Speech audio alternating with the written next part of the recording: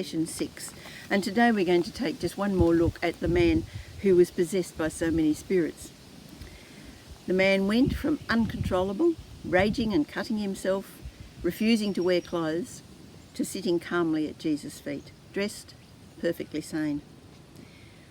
And the people told Jesus to get back in his boat and go back where he came from. They were afraid. The man begged Jesus to let him go with him, and we can understand why. And the local people had rejected him. They used to chain him up like an animal. And Jesus had showed him care. Jesus had given him back his life.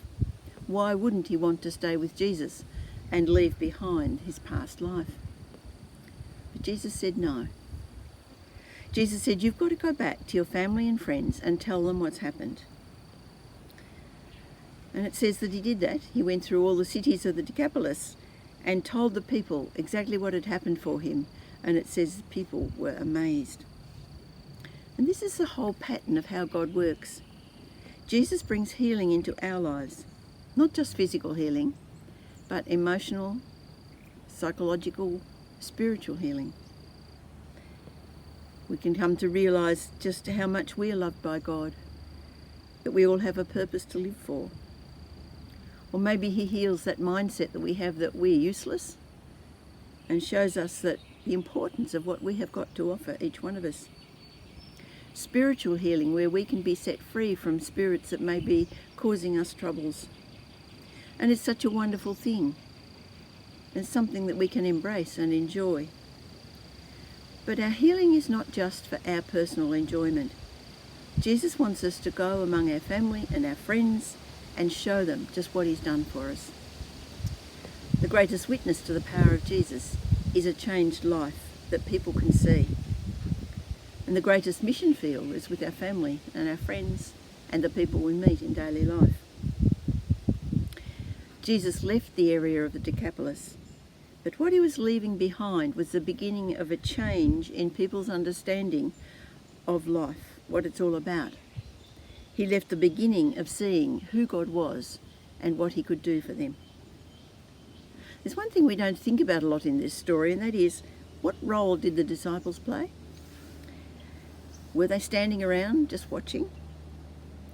There's no mention of them actually getting out of the boat. And when you think about it, it says Jesus stepped out of the boat and the man immediately came running to him.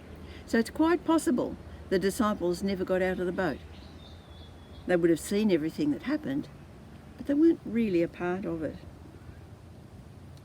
Now we know that even after Jesus had gone and sent the Holy Spirit, there was still that reluctance to go into Gentile areas.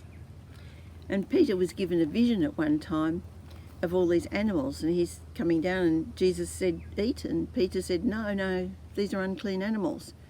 And Jesus said, no, nothing that I have made is unclean.